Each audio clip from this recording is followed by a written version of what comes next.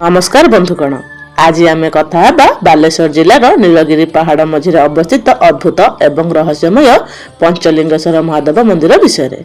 एही मंदिर रे रही 5टी चमत्कार रहस्य जहाँ आज पर्यंत भक्त मानक आश्चर्य पकाई देछि। तेबे आसंतु जानिबा पंचलिंगेश्वर महादेव 5टी अजଣା रहस्य। वीडियोटी आरंभ करबा पूर्व वीडियो को लाइक करी चैनल को सब्सक्राइब कर दियंतु। नंबर 1, पानी तले लुचिथिबा 5टी लिंग। पंचलिंगेश्वर सबुठारु बड़ रहस्य हेउछि एठारे थिबा 5टी शिवलिंग सदा पानी तले रहे। भक्त माने हाथ देई पानी भितरे छुई दर्शन करंती।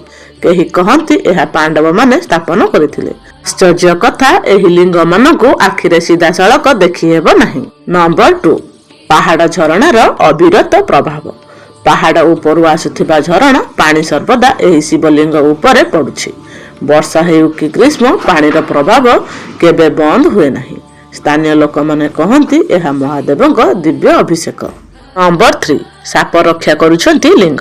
अनेक भक्त कहिसेंती जे सेठारे केबे केबे साप देखा जाए, किंतु आश्चर्य कथा सेमाने काहाकू केबे क्षति करिनाहांती। लोकंक विश्वास अनुसारे नाग देवता एठारे शिवंक रक्षा करूछंती। नंबर 4, पहाड़ उपरे अद्भुत शांति।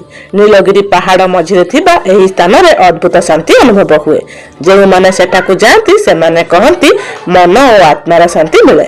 मने हुए महादेव सेठी स्वयं बसिछंती। नंबर 5, मनोकामना पूर्ण शक्ति। भक्त मानक विश्वास जदि शुद्ध मनरे प्रार्थना करा जाए पंचलिंगेश्वर महादेव समस्त इच्छा पूर्ण करंती। महाशिवरात्रि समय हजार भक्त एठाकू आसंती। तेबे बंधुगण, यह थिला बालेश्वर पंचलिंगेश्वर महादेव 5टी अद्भुत रहस्य। आपण जदि एठाकू जाइछंती तेबे कमेंट रे हर हर महादेव लिखंतु। वीडियोटी भल लागिथिले लाइक शेयर एवं सब्सक्राइब कर दियंतु। पुणी देखा आउ एक रहस्यमय वीडियो सह। रहिली हर हर महादेव।